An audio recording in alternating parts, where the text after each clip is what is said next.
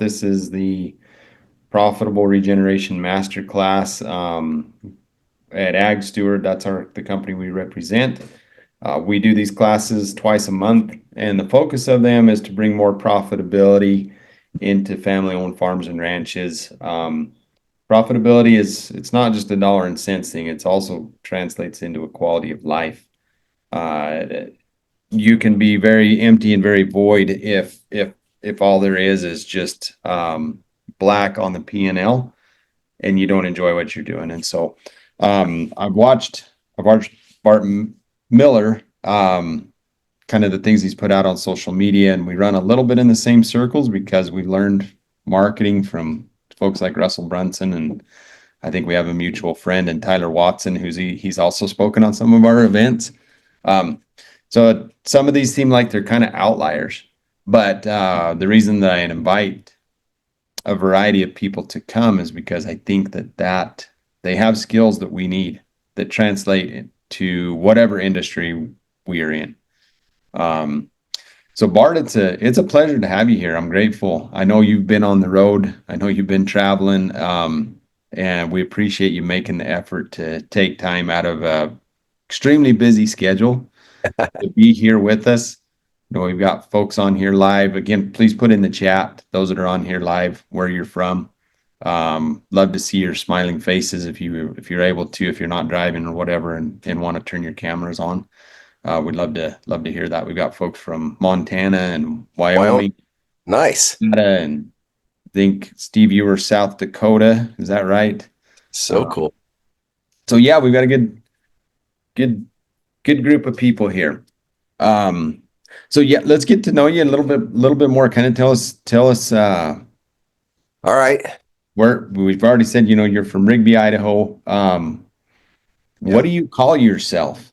I mean, I know you're well, a I cowboy, got multiple nicknames. Let's just say it that way. I actually coach on how to step out of yourself and into a different identity, which is called an alter ego or magnetic self, is one of my programs. So I won't get too far into that unless you guys want to. But my name in the rodeo space and in the team roping space is the $1 Billion Cowboy.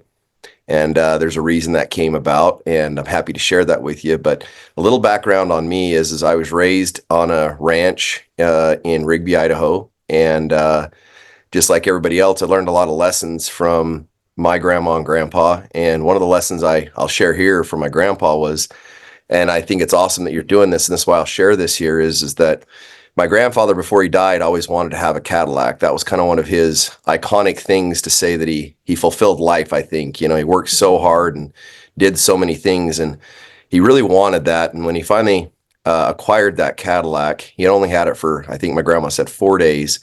And he was coming home, and it was a wintry day, and he had a calf that was caught and was freezing to death and was super sick. And he stopped, and he was in his suit and tie and his Cadillac, and he got out and went and got to that calf, and he grabbed the calf, and he brought it with him and threw it in the back seat of the Cadillac and drove home. And then we had an old coal stove in our house, and you had iodine stains in the front where he would doctor calves in the winter. And that was in the front room. And long story short, his best friend, Burton, came over, and Burton said to my grandpa, he said, "Lewis, you are such a dumbass. What in the world? You got a perfectly good pickup at your house. You could have come and got that calf, and yet you threw him in your brand new Cadillac that you've been dreaming of your whole life." My grandma said he looked at Burton. He said, "Burton, I know who bought the Cadillac." He said, "So that Cadillac has that calf has every right to ride in that Cadillac as I do." And, that was a good lesson for me as a young kid, because we forget our clients. We forget who we serve. We forget it's not about us.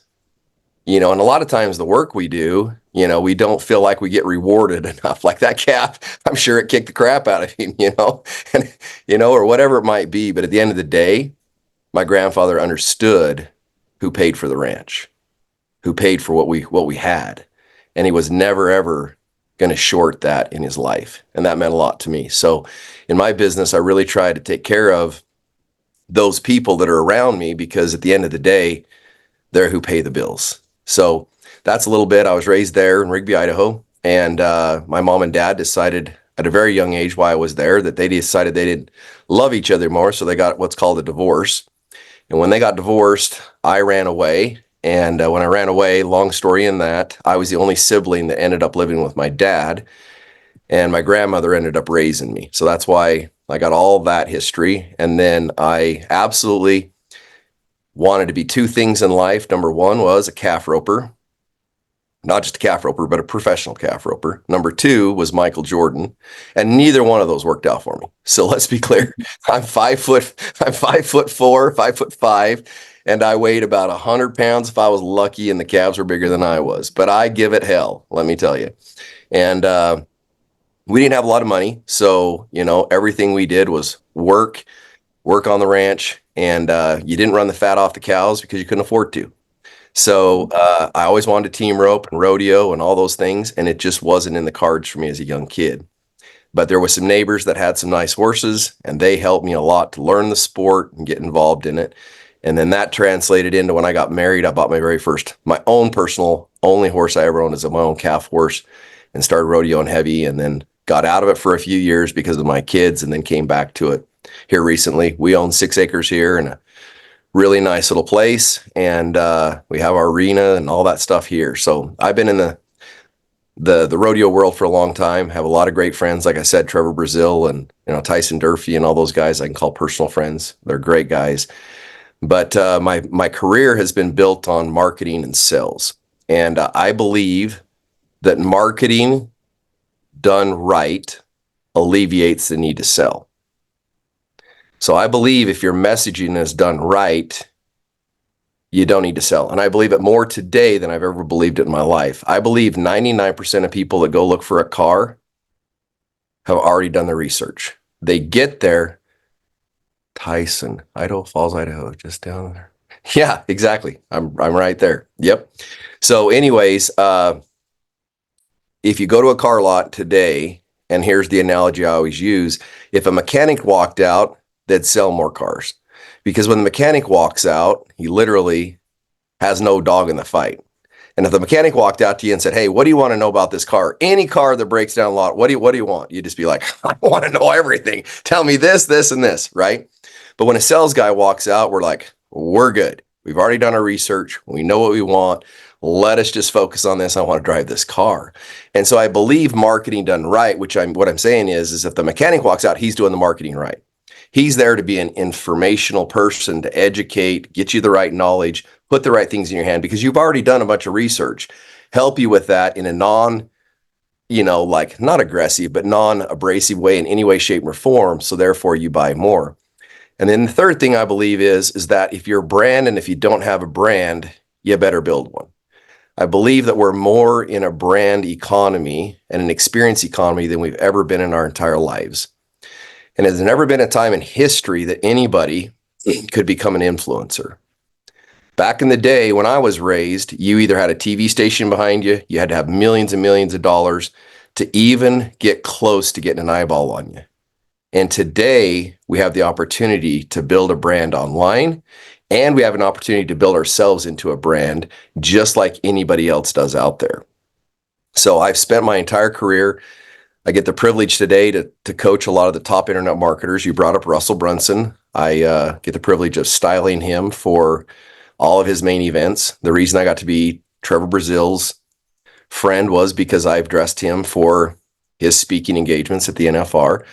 But I have multiple lives that I live, multiple things I do, but I make my living in marketing and sales. We own several companies, and we do it ourselves. And I always say, if a builder isn't built his own house, you probably shouldn't have him build yours.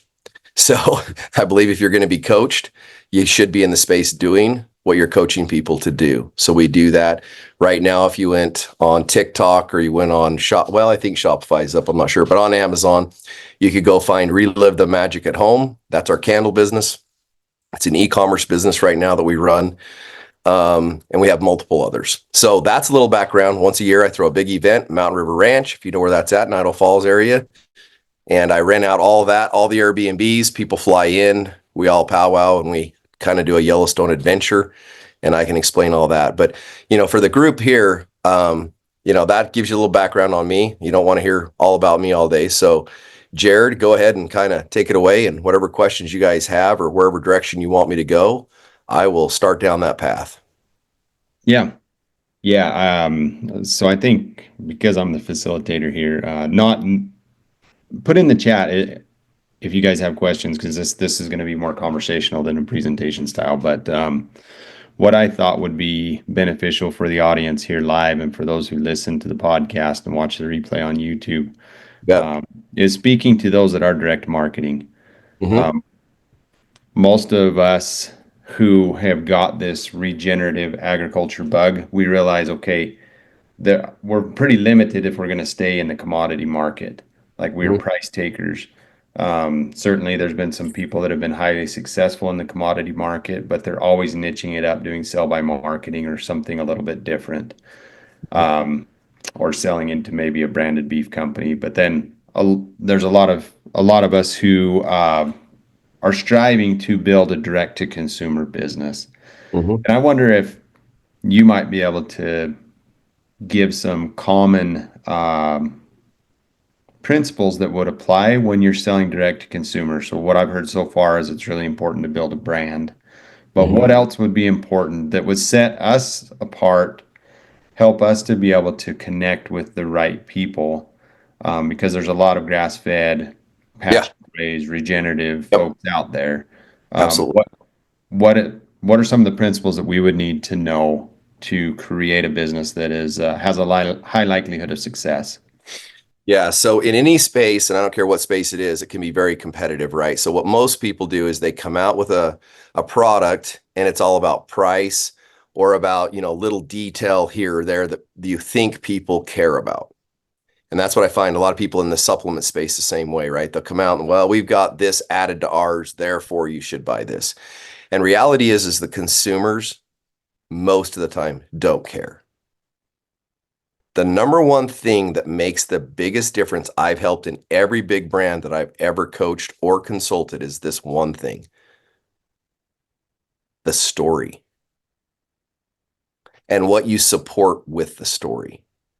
So if you look at the biggest brands that lead, it's because they have a better story and they charge more than anybody else. And they have a way with their story and what they're doing with their brand that's making a difference.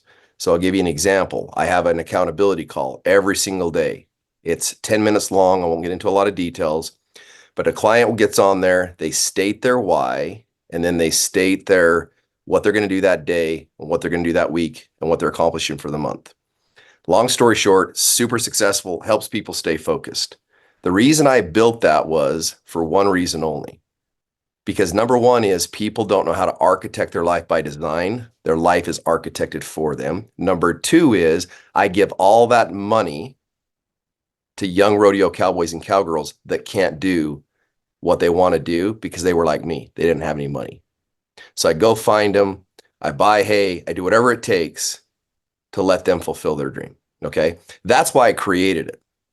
The group, when they hear the story of why I created the I Do Epic call, they don't want to leave, even though they're having great success. They're like, I'll just pay. I can't make this month, but you give it to some cowgirl or some cowboy. Just help them out. That's all that matters to me because my purpose is bigger than what I'm doing it for.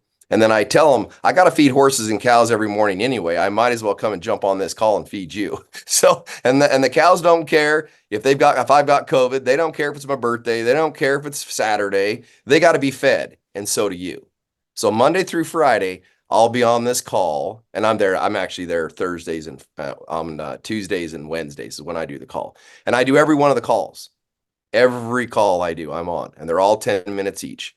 But the reason I do it is because I believe that was a way that I could use my talent to help the rodeo space. So my story through that helps other people, regardless. If they have a choice between my call or 15 other of my competitors, guess who they want to be on? Mine, because of the story. They love it. And so when we give money away, we take pictures and I give them a chart of everybody who's donating that month or has donated. They get a list of that. All the kids that we give money to say, here's where the money's coming from. These are the people that are supporting you. Now, I don't have to do that. It's my money. I'm providing a service, but I do it because it means something. I do it because it makes a difference. I do it because I know if Steve had his name on there, he would be proud to say that he helped a young rodeo cowboy or cowgirl. Well, I think he would. I don't know, Steve, but I mean, I would hope you'd be like, hell yeah, let's go. That's cool. It's better than it just going to feed something else. You see what I'm saying? And I have a lot of people, let's be clear. If you ever get on one of my calls, you're going to be like, these guys had nothing to do with the Western space. And they don't. Uh-huh. They love that I have a purpose. So if you're going to build a brand, ride for the brand. Just like in any other thing, if you're going to build a brand, build it with purpose, build it with integrity of what you're going to do with it, and then use your story to build the brand with it. And people will stick because of the story. You can have a worse meat. And I hate to say that because I know we're all striving to have the best. But at the end of the day, if I have a choice between yours and another one, and your story is compelling enough and I can get behind your mission, I will buy you. And I will stick with you because I love the purpose. So be purpose driven first, then story, and then put your brand out there. Architect your brand with design, and then architect the whole thing, and then you'll see success. Don't just go for price. People will buy over purpose than they will price. Is that helpful? Yeah, I like that. People will buy over purpose. So when So uh, a clarifying In the question. chat, how many of you agree or disagree? Go ahead. What was that? yeah, so this is Sorry. my wife, Selena. Welcome, Selena. Oh, welcome. She just wanted to jump in and ask a question. Go for it. Yeah, please. Yeah, on the price guide. So when you're saying purpose over price, are you saying not to try to keep your price in too low? So try to outcompete others? Or are you saying to not try to go too high or? A great question. Great question. So I'll try to answer it this way because I don't know what item it is. Okay. So if you're in the cosmetic space, there's a lot of margin. If you're in some other spaces, there's not. So what you got to do when you architect your brand by design is understand how much margin it takes to run the company, period. I don't start a brand by going looking at what the competitors are selling it for, because if they're going to go bankrupt, I'm not going to go bankrupt with them. I've got to figure out what mine is and where those steps are to make it happen. Then I've got to decide what is the desire for that product. So I'm going to give you an example. A lot of people, when I got in, does any of you guys know the ClickFunnels world by chance? Anybody here understand that world at all? So they have a $10 million award. They have multiple $1 million awards. So how you get your $10 million award is you have to send $10 million worth of traffic through one funnel. And that's how you get it. So I've got one over here, okay? And I've got multiple $1 million funnels. Now, I'm not saying that to brag, but I'm going to tell you how I did the $10 million funnel because a lot of people don't understand this part of the concept. So, and I don't know if this will answer your question, but it helps maybe. So we had a product called a camper leveler. It was an RV. It's a plastic leveler that goes underneath your RV, you back it up, and it helps you level your RV. So one of my good buddies, Ryan Anderson, is the one that created the very first one that ever came out. There's multiple of them out there. So when we were marketing that product, I understood one thing. It was that everybody was going to price gouge on the product. That was the competitive basis. Like there was no changing that because my story became all my competitors' story because we were all selling the same product. I hope this is making sense. So what I did different than anybody else is I understood that if I had to sell at the same price, it was going to cost me. I was barely making $1 a leveler. Seriously. Now that's no joke. By the time I was marketing, by the time I did everything, paid everybody. So that was the problem. Number two, when I figured out the problem, I understood though, it was the hottest commodity that people were looking for in the RV space, but they had a problem when they bought it. The problem was this: most people who were buying those levelers did not know how to pull a trailer. Now I'm talking to an audience, everybody knows how to pull a trailer. This audience doesn't though, and they're scared to death. So I built a $500 product that was my upsell. So I was getting traffic. I would upsell them on how to pull your trailer and back your trailer. and I got my 45-foot horse trailer and I got my 45-foot RV, and I did everything with that course and taught them everything about backing and pulling a trailer. 10% of people bought that product at $500. I could outspend everybody else because I had a second product, but I was driving the traffic through product number one. So if this is making sense, let's say you have a seasoning that's less expensive but drives a lot of traffic, and I'm selling a steak. They'll get there, they're on the seasoning. If I do the things right, they'll also buy the steak because of the story. I can make more margin because I'm making margin on the steak and maybe not anything on the seasoning. So depending on how, Selena, I look at my margins, that will depend upon what I do for the charities, what I do for the other things. But I build all that first, and then I go attack the marketplace, and then I'll know how much cash flow I can make off of what I'm trying to do. Does that help at all? Yeah, I really like that model coming at it from the upselling. That's helpful. Yeah, so that's just one strategy, but a lot of people miss it. And what they also miss is they miss putting things in with their packaging that can be affiliate type of stuff. And what I mean by affiliate is, let's say that I'm selling let's see, so let's stick with meat. So I have a seasoning and I have a fork and a spoon. Okay, but the fork and spoon is nothing to do with your space. Like you're like, why would I sell a fork and a spoon? But if you add it, and I sell the fork and the spoon, right? And I give you a little cool thing and you can add it to your product. Every fork and spoon that sells, I will give you a percentage. That's called affiliate marketing because you become a salesman for me. But if it's really cool and it meets your space, they're like, oh, this is kind of cool. You might sell a bunch of them along the way. You add that to your packaging, and then instantly where they get it, it's like, hey, before you buy your next steak, we also have a bonus that will give you 35% off this fork and spoon.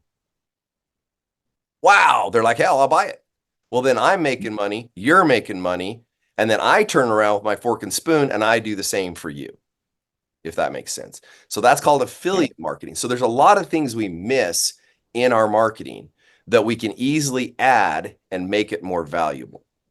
But we don't think about it because we're only in our ecosystem. Mm-hmm.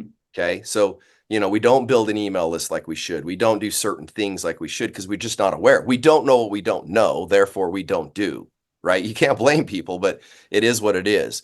So, but I will tell you that this younger generation that we're seeing today is buying brands because of purpose.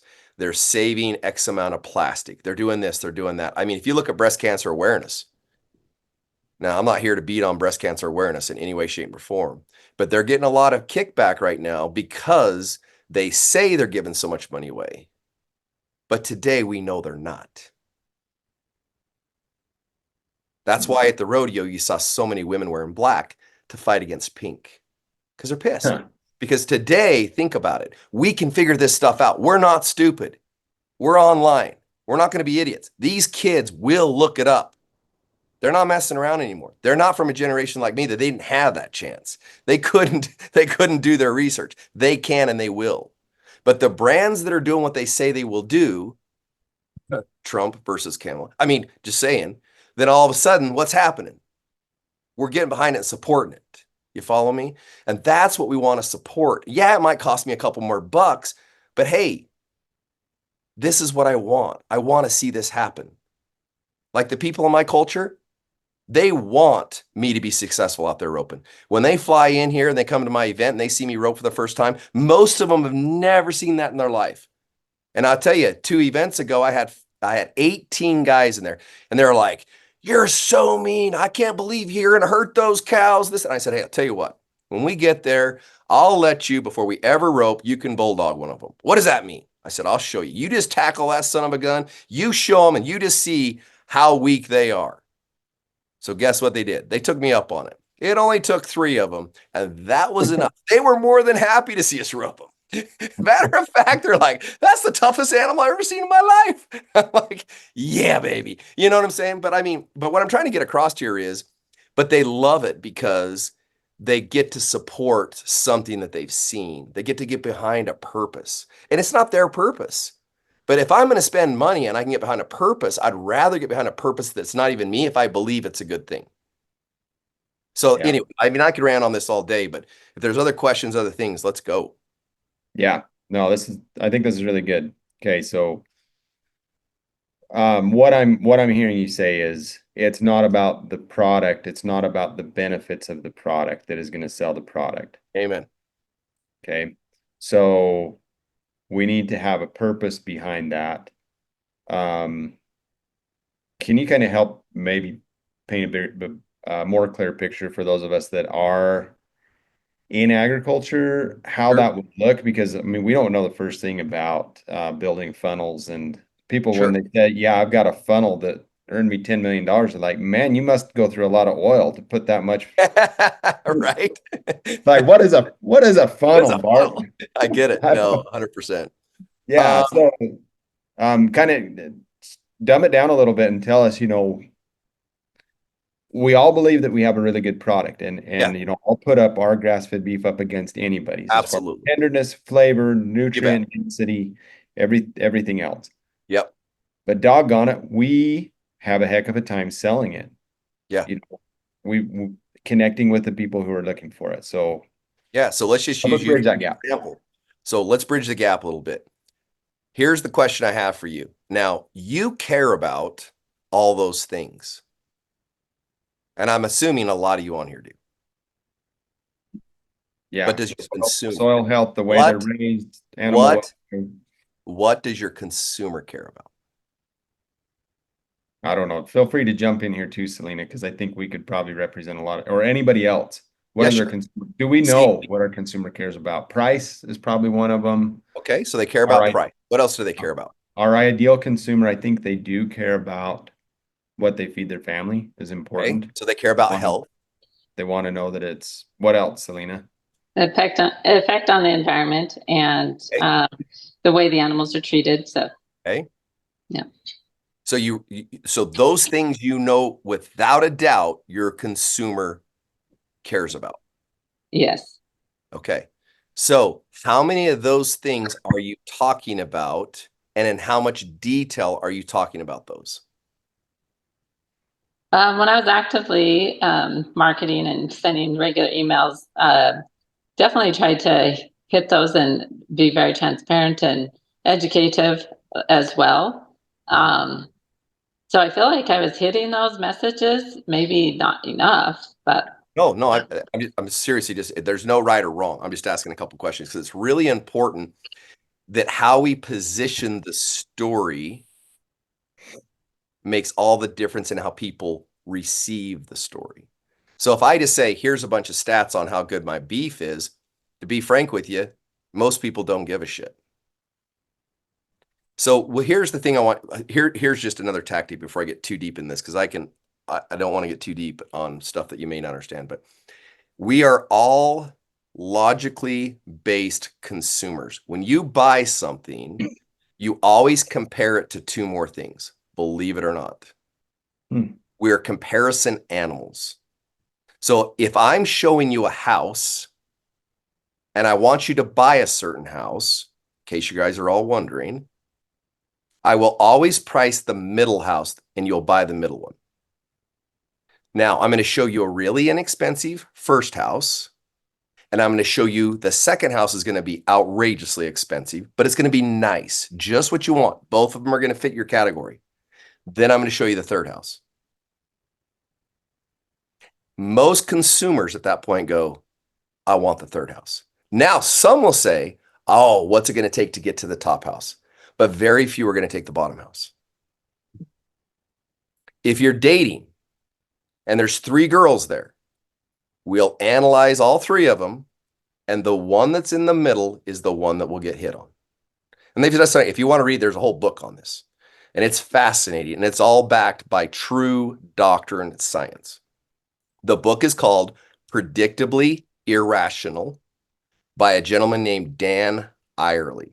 Go read it. It's one of the everybody I coach in my high ticket, $40,000 a year high ticket has to read that book or I won't coach them.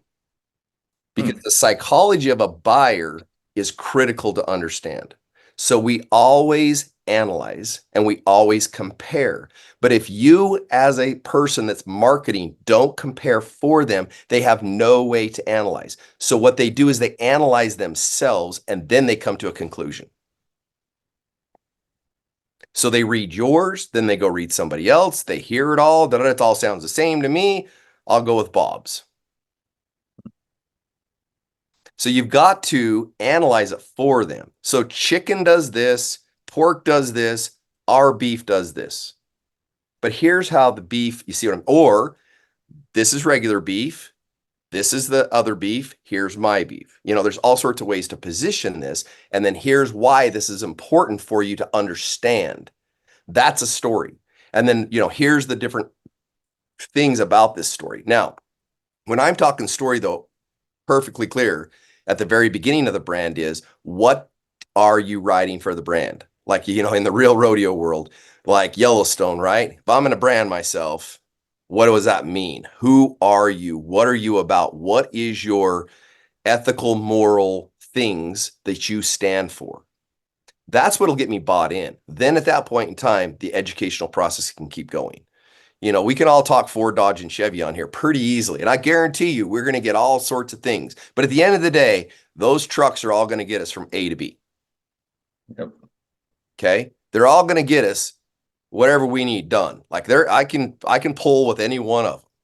So then it comes down to, what's the story? What am I going to look like? Why do you think I shouldn't say this why do you think a lot of beef gets given away for Christmas? Anybody know that? Because I want to look good. The giver wants to look good.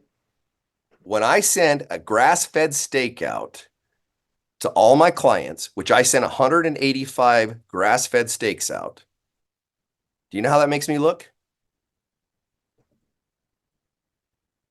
You got some stuff figured out. Yeah, I look good because I'm looking out for their health. I want them to have a great dinner on me for Christmas. I want them to be happy. You see what I'm saying? Yeah. But see, anyway, once again, I hope I'm giving you value. And if we're not giving you value, let's give you value because you got my time. But that's just a couple things to think about. So I don't know if that helps, but if there's any questions, please don't hesitate to raise your hand. Please don't hesitate to ask questions. And let's keep moving, however, which direction you want. Yeah, no, this is good. I appreciate those that are on here live. So let me just give you another quick analogy. Yeah, go ahead. I'm going to give you one more quick analogy. Let's just take this hat, right? Okay. I can go buy, when I bought this hat, it had no ribbon on it. It had nothing on it. It was just a plain hat, flat. But what sold me on the hat was the guy who actually puts all of this banding around it. And he's the one that put the band around here. And then he's the one that helped me get it ready. Okay. Now, why is that critical for you to know? Because the hat seller didn't sell the hat. The bandy guy sold it. Sometimes we don't even know who's selling our product, who's buying it. We think we know, but we don't know. Just like me, the guy I buy all my steaks from, I ain't buying them for me, even though I do eat them. I'm just saying what I'm buying them for, though, is gifts. When he understood that, he was blown away at how much meat I was buying. It's like, yeah, just you and your wife. Why are you buying so much meat? Well, now he's like, how many other guys like you would want to buy these packages if I put them together for you? Yeah. Different market. Yep. Cool. I think this is really good. I think people will find a lot of value in this. Okay, so we know that it's not about the features of our product because that's not going to differentiate us. One of the principles Russell talks about is selling in the blue ocean versus the red ocean. And can you speak to that a little bit and how it correlates with how we price our product? And then maybe the follow-up question is, where do we find in this digital world that we live in, what's the best way to connect with people that are in that blue ocean? So that's a tough question because it depends on the product, right? So blue ocean, red ocean means that you have a unique differentiator in the product that sets you differently than the red ocean of a bunch of ready fish eating each other, right? So that's really, so let's say if I'm going to take a product and I'm going to put it on Amazon and there's 10 of the same product, red ocean. Yeah. So I have to send, something has to stand me apart, give you something different, a new. So for example, if I'm in the automotive space and Elon Musk comes around and he builds a Tesla, he built a blue ocean. He didn't go into the red ocean. So what you want to look at is you want to figure out what can you do that's unique that puts you in a blue ocean. Now, what I did in the camper leveler space is I built a different product that I sold with the camper leveler that put me in a blue ocean. I was driving traffic. When they got there, they could see that, boom, blue ocean, because nobody else had that. Okay. You follow me? So Yeah. you're going to have to figure out your red ocean, blue ocean. If you're all selling the same stuff, then we got to figure out what else we can do around it to make a blue ocean. But other than that, you're going to be in a red ocean, and then it's just how you present it. And also blue ocean is your story. That's what I'm trying to tell you. Most people do not know how to tell a story, let alone architect a story. Yeah. And I'm here to tell you, people listen because of stories. When I told you the story about my grandpa, none of you on here, if you heard that, will forget that story. You may forget me, but you won't forget the story. Does that make sense? Tell us, without getting, well, I don't think this is in the weeds because you've emphasized this 3 times now, still telling the story. So how do we learn to tell a good story? It's a good question. Okay. So number one thing is if you haven't failed, you haven't succeeded. And if you're embarrassed of your failures, you don't have a good story. If you watch a movie always has the failure, the struggle. If we can't tell our struggle, people can't get behind it.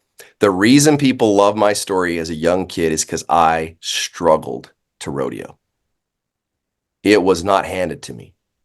It took me years of persistence to finally buy my first calf horse. But through that struggle, I started doing other things and I built my business. And then once I built my business, I reinvested. Does that make sense? And as I tell the story, it takes people on a journey with me. And my journey into rodeo is quite a story. But I cannot stand today to watch other kids sit on the sidelines because they can't compete. They can't afford their ropes. They can't afford hay. They can't afford diesel. They can't afford a horse. It kills me inside because I was that kid. And if your story doesn't make somebody feel like I was that, and let's be clear, I guarantee you on this call right here, somebody out there feels my pain. Somebody out there may not have been rodeo, but in some sport or some way of their life, they're like, I was that kid. I was that poor kid sitting there wishing that somebody would step up and just help me.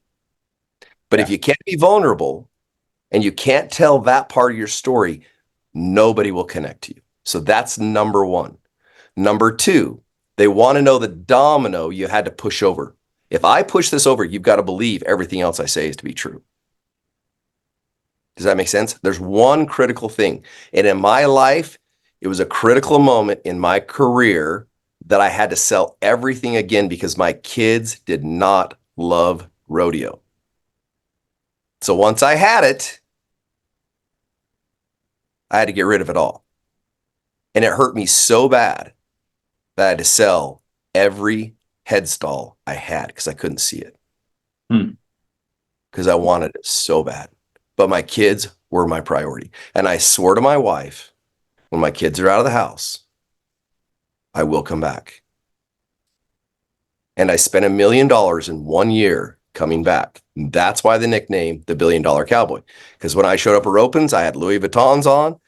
I had a 4-star live-in quarters. I had a Hart trailer. I had I can't even think of my cow hauling trailer. I had 50 head of steers, and I had the best goddamn rope horses money could buy. And Trevor Brazil helped me get one of them. Okay? Yeah. So when I walked back in this game, everything was brand new. Every saddle, every bit, everything. And I ain't saying that to brag. It was because I didn't have a damn thing when I came back. And so the announcer was Chris Freed at the roping, and Chris goes, "We got the $1 billion cowboy here," joking around. And everybody from that point called me that, stuck. And that's how the nickname came. Okay. Now, my point is, but when I tell that story and I say, now, if you want to support rodeo cowboys and cowgirls and yourself, go to idoepic.com and sign up for one of my calls. People want to do it. And they know it'll change their life. And when they get on there, they'll see how it changes their life. And they're more than happy to support it. Yeah. So you've got to get in the weeds, and you got to have a story that you don't think people relate, but I'm telling you, I have so many people in my ecosystem that have never even rode a horse that are like, "I'm going to ride a horse one day. I want to be a cowboy cargo. I've looked this up. I've got to be involved in this." But you'll see me in 2 hours from now. I won't even be this guy. I'm going to be playing pickleball with my wife in a tournament. Totally different guy. And those of you who don't know me, I'm I went and competed in bodybuilding 1 year, got a sword and overall, went to nationals and took 5th overall in nationals. When I put my mind to something, there's a system and a recipe to all things. So I won't get on that tangent, but in the branding and the story part of it, you've got to hit people's heartstrings, and then you've got to show them the overcome, and then you got to show them how they can have the same thing and that same result, or the emotion of supporting somebody that wants that same result. Cool. Yeah, I like that. Maybe one more marketing question, then I would like to switch to the self-development side, because I think that is really key. But with everything that we have out there, social media, paid ads, building email lists, what do you feel like is the best way to be able to get our message in front of our ideal customer? There's 2 things that I'm always been adamant about in my career. If I ever buy an internet marketing company or I buy a company, their email list is what I value it on, because that's the only thing I own. Your social media can be lost. You can be banned. You can be turned off. Your email list can't. So if you have open rates in your email list, it's critically important to me. And that's why I believe everybody should have a newsletter, and they should keep their email list as hot as possible. Period. Cut and dried. Number 2, podcast or YouTube are the biggest traffic drivers I've ever found, but they're the longer play. They're a longer play. They're not a short play. And most people don't have the skill set, because they don't learn it, on how to run a good podcast or how to really do a YouTube channel. But if they can learn that, and they can get media ready, those things drive the most amount of traffic long term. So I own the largest online makeup school. I know you're all laughing, but it's the truth. Largest online makeup school. Go to robertjonesbeautyacademy.com if you want to see it. And it's been a continuity program that has run now for 18 years. It's private labeled for every Paul Mitchell school nationwide. Now, I tell you that because we fixed YouTube, and YouTube is still, to this day, my number 1 traffic driver, and I haven't posted a YouTube video in probably 2 years. And you might prove me wrong, it might be 4, but I know at least 2 years. And it still drives the most amount of traffic to that I have, because we built it the hard way. But we did it. The hard way meaning it takes time. You're not going to have 1 million subscribers in one day. You're going to have to keep after it. This podcast, man, I don't know how many views this will get, but at the end of the day, you have had to take a lot of time to build this thing up and to get it where you want to. And it will continue. But when it's gone, it's still there, because it's not gone. It's never gone. And people will still go listen to it. That's the difference. And if they like the content, they will still go do the things, if that makes sense. But SEO is really great, and it works really well. But I'm all about ad spend. Don't get me wrong. I'm about ad spend. But I'm saying, if you really want to build it, it's your email list, and you've got to do some of these old school things that really gets going and let it get traction. And it takes time. Okay, that's good. Just to drill down a little bit on that. At what point do you kind of reach a tipping point where, okay, there's a critical mass of people here, and now we can truly make this into a business being that something that you would look at and say, hey, it has value. It's not dependent upon just one person. Like it is a business that could be valued, that could be purchased because it has a brand, Yeah. has a following? That's such a big question that I don't even know how I could tackle it honestly. But like when I evaluate a business or a brand, like 10,000 emails, generally speaking, I can make money on anything. So Okay. even if you had a beef brand with 10,000, I can sell coffee to them and I can sell other stuff. A Hmm. thousand, depending on the list and who's on your list. I mean, let's say it was all ranchers and I know that they've all got XYZ and it's a list of 100. I could still make money. And so I need to know the audience and what I'm trying to sell that audience.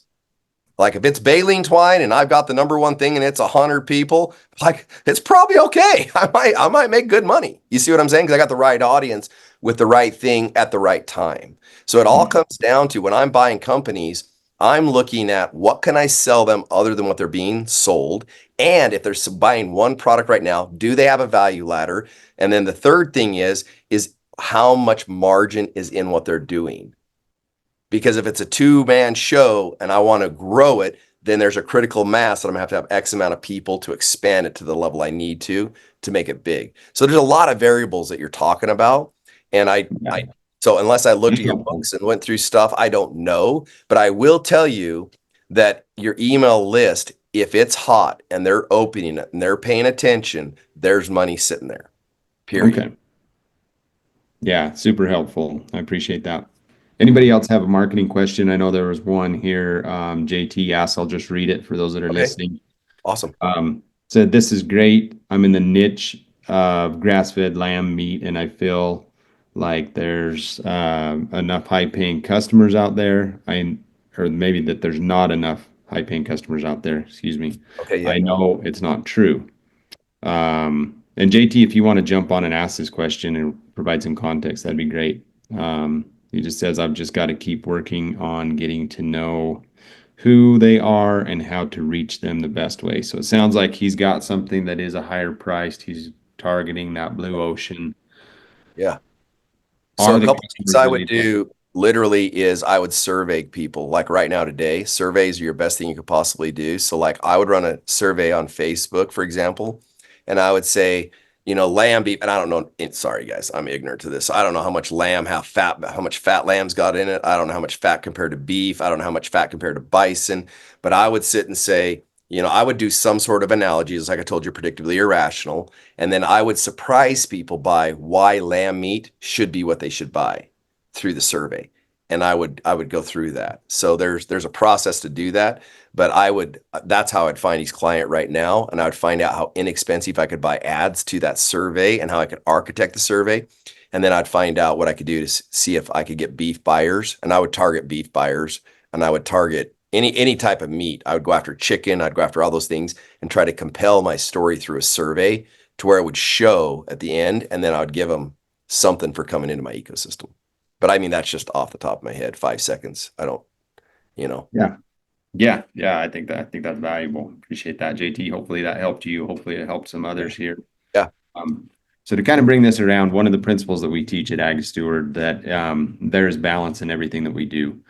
We see that in ecology. We know that a grass can only grow as high as its roots are deep. When you plant a seed, it sends down roots, so things go down before they go up. Amen. We can see this, but I think sometimes we have a hard time translating that into our humanness, and we think we just have to go up. And you've mentioned that what provides a good story is the failure and the backstory and the Yeah. crisis, Mhm. the villain. If it's just all rosy, it's not good. That being said, ranching and farming is a stinking hard industry. Yeah. We fight, and I say we fight, hopefully we collaborate with, but we're up against weather and markets and governments, and not to mention the whole marketing and this a lot of unknowns that we don't know. My thesis is that our businesses are a reflection of who we are inside. Yeah. And that when we are in alignment with who God created us to be, then we can have a ripple effect and that will reflect in our businesses and in our relationships. We certainly have to learn the skills that we need to be good business people along the way. But if we just focus on the skills and we don't focus on the personal development side, our likelihood of success is a lot less. versus if we couple those two together. So can you kind of speak to that from your perspective of working with high net worth entrepreneurs? I don't know if any of them are ranchers, but I don't think it matters. They're business people and they have goals, and you help them get to their goals faster and learn along the way. And I assume have more peace and happiness and joy and improve their relationships. And the profit is probably the byproduct of those other things. Can you speak to that a little bit? Sure. So I'm going to kind of go over here for a second, then I'm going to bring it back. So if you guys can stay with me for a second. So when I speak on a lot of big stages, I ask this question. So I'll ask it to you, and hopefully you guys can comment in the chat for me. So if I ask you guys to bake brownies from scratch with no recipe, 100% from scratch, could you do it? I see a few ladies on here, so I'm sure we can get some, but could you do it? I'm going to put throw in the chat. No, good. No. Okay, good. Now, let me ask you another. Okay. If I ask you to bake brownies and I gave you a recipe to bake those brownies, could you do it? Perfect. I got a bunch of yeses. We got the right crowd here. Like, you guys are awesome. Okay. Let me ask you another question. Does the brownies care that you're a male? Do the brownies care if you're a female? Do the brownies care if you're black? Do the brownies care if you're white? Does the brownies care about how wealthy you are? They care about how poor you are. And everybody's saying no. So if that's the case, life is a recipe. Everything we do, somebody has the recipe. And when I learned this in self-development, it changed my life. The problem is we always want to screw up the recipe. So when we go to somebody, we say, we want to learn the recipe. And the mentor goes, you got it. Here it is. Oh, I baked mine for a half hour longer than yours. You can get the same results. Yeah. Well, you told me to mix it for a half hour, but I didn't have a half hour. I only had 15 minutes. Oh, and you wonder why you didn't get the results. Now, I know that sounds crazy, but I promise you, and I might be wrong, put me to the test, ranching, farming is a recipe.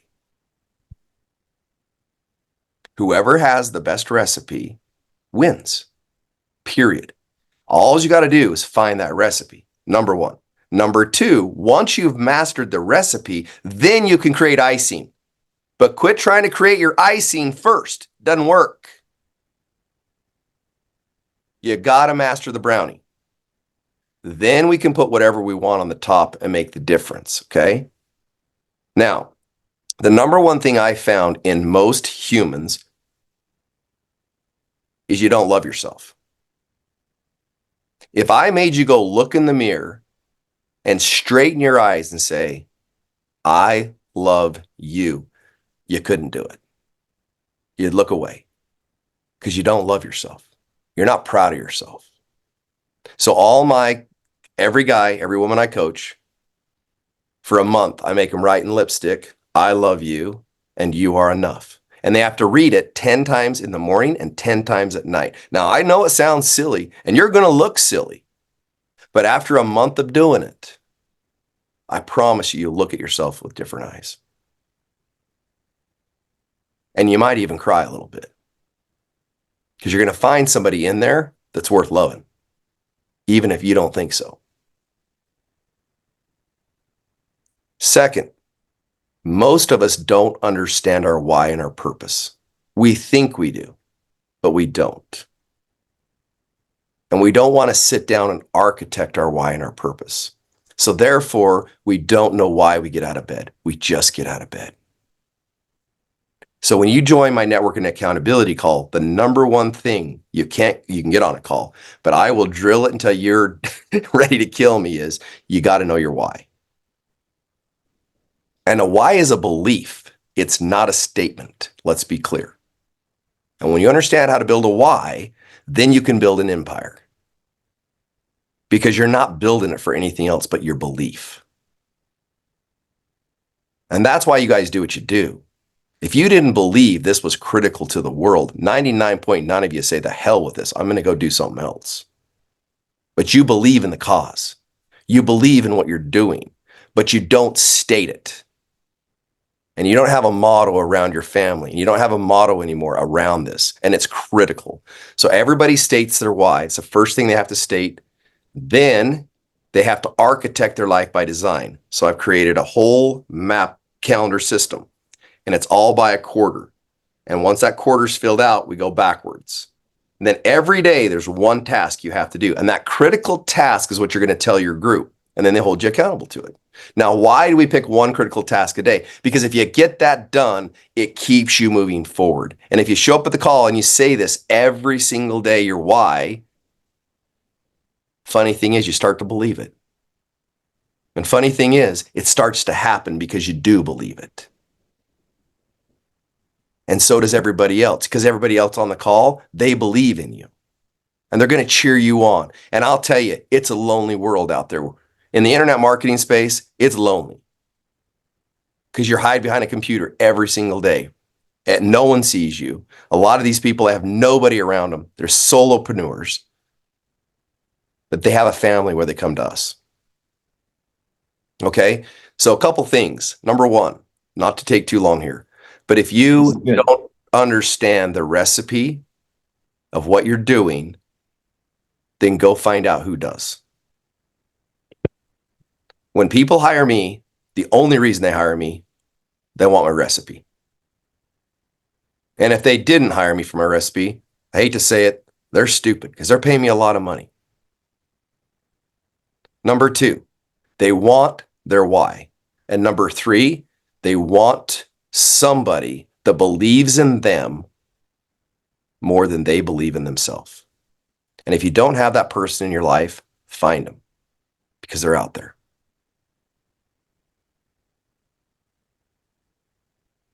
Good. I got a Google Doc open and I'm taking notes here. This is, Awesome. This is amazing. This is really good. Yeah. Good. Amen. Amen. I'll just say that is so much in alignment with what I have learned on my own journey of personal development, starting with Stephen Covey, down to many of the other greats that you've mentioned. We know Russell Brunson and his efforts to be able to put out good books and good learning opportunities now with his new movement, Secrets of Success, and learning from Napoleon Hill and other greats.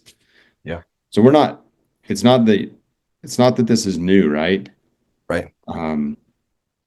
It's proven wisdom, but maybe it hasn't really reached certain industries, entrepreneurship, ranching. I'm sure there's a lot of others that I'm not familiar with, but I appreciate that you've been able to bridge that gap for us, Bart. You bet. Awesome. I had to do it. It's an honor to be here. I really appreciate it. Tell us how people get a hold of you. What would be a good next step if they're like, man, I need that in my life. I need that type of coaching. I want to learn more about Bart and what he does.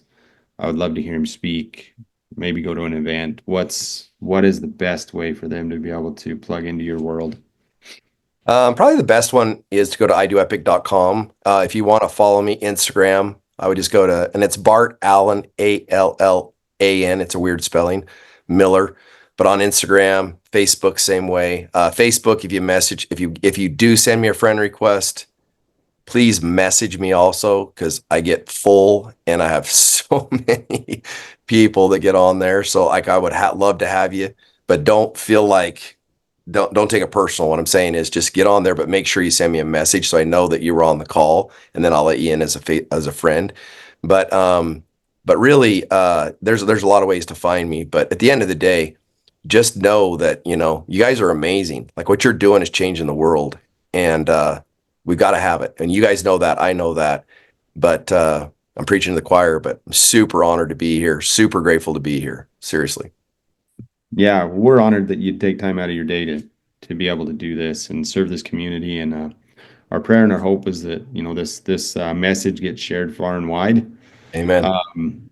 One of the things that is not super popular to talk about, but farming and ranching, we are not immune from depression, suicide, Amen. Amen. Right.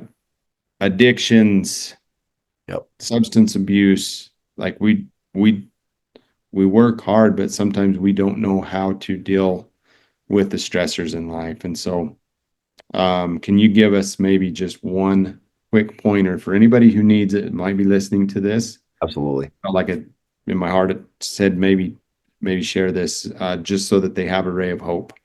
Absolutely. So, one of my best friends just died of a heart attack that is a big, big farmer out of Roberts, Idaho. And, we've known each other for 15, no longer than that, 18 years. And, great friend, but he was so busy farming all the time that we kind of didn't, every time I wanted to do something, he had something doing, piece of equipment he had to work on, this, that, the other. And my daughter got married and, I had a reception here locally and he didn't come, and he messaged me and he said, Bart, I'm going to come to Las Vegas to your reception. And I said, Darren, you don't have to come to that reception. I go, you're crazy. He goes, nope, I want to come. So send me your itinerary. And I said, okay. And we hadn't spoke for probably a year. So I sent him the itinerary when we're flying and all that. And I told him, when you get there, let me know. He goes, well, I'm trying to get Christine to go with me. I said, great. So that's his amazing wife. Well, anyway, long story short, he flew in. And I'm not going to make the long story here because we don't have a lot of time. But bottom line is he got there. And when he was there, I could see in his eyes that he was exhausted. And I could see he was having, just really tired. And so I asked the photographer to take some pictures with us and everything like that. And he pulled me off to the side and he told me some of the stresses that were going on in his ranch and in his farm and with his kids and different things like that. And we had a really good conversation. And I said, Darren, when I get back, I'm going to put you on my calendar right now. We're going to get together. We're going to talk. You just don't have enough friends that you can be open with this like. And you got to have somebody in your corner. And I said, it's been too long. And the day I had him on the calendar is the day I went to his funeral. And I spoke at his funeral. Because he got home and he had a heart attack in his pickup. So guys, ladies, gentlemen, whoever, if you're there, don't leave yourself alone. Call me. I'll talk. I promise. But you have people that will listen. I know it was embarrassing for him because he didn't feel like he was doing enough. He was doing more than enough. He felt like he hadn't figured it out. Guess what? He'd figured it out. But he was putting himself under so much stress and was carrying everything. Didn't want his wife to know that he died. Yeah. So what I'm telling you is you've got to have people around you. You've got to be able to relieve this. And if you have no way to, you got to figure it out. Period. Cut and dried. And let's get you on a call and let's figure it out because you deserve it. You deserve it. And once again, go do the mirror thing. Go tell yourself how much you love yourself. Seriously. Yeah. You're amazing. Well, I appreciate you being willing to go there. On these podcasts, we talk a lot about soil health and profitability and gross margins. And, we kind of run the gamut of all the principles of regenerative agriculture. But, and if we can't take care of the farmer or rancher and their family, like we're not doing them a service. And so, that's, I believe, part of our mission as well. And when we talk about stewardship, we focus first on the steward, and then we increase their capacity, their resilience, and then they can improve upon their stewardship. So, thanks for going there. I appreciate that. Just to reiterate and just be a second witness that I've shared this before, but I know that no matter how dark life is for you, there is always somebody around you that you can reach out to. God is never going to leave us on an island. Sometimes it's hard to see. And I would also give that challenge to those who were in your position, Bart, who recognize the dullness in the eyes, the slump in the shoulders, the weight of the world upon them. You might be the lifeline, and God put you in a place that that person needs your help. So don't be afraid to call them out lovingly and say, hey, I've been there. I can see it in your eyes because I've been there too. Yeah. And let's help you. Right? They might be resistant to it, but generally when you approach it from that manner, it's well received, and yeah, you could definitely be a lifeline. So love it. I love it. Sure appreciate it. Yeah, JT, Bart's kind of new to this world, but absolutely we appreciate you. We appreciate you being part of this group. So Bart, awesome to have you here. Hopefully we can have you join us again at some point and Sure. continue to serve. And I absolutely encourage folks to go look you up and take the next step working with you. Well, I appreciate that. Thanks for having me again. And I'll say this just because it's the holiday season, if you guys don't mind 6 seconds, but I'll never forget my darkest time. And I won't even tell you, it was crazy amount of money. And I was laying there in bed and I had a pistol there and I was thinking, man, that's going to be it. I'm done. And this is a true story. And I'll never forget, I heard a voice in my head and said, you'll hire all these mentors and you demand your coaches demand excellence from you. But when I do it to you, you give up. I'm your greatest mentor. Now get up and get to work. But I'm going to try you till the day you die. And I was like, bring it on. Let's go. So just remember in those dark times, you ask God to mentor you. You ask him to do this for you and with you. And life happens for you, not to you. And when you learn that right there, then all of a sudden doing the push-ups ain't so bad. So go get your push-ups in. See you guys later. Awesome. Thank you so much.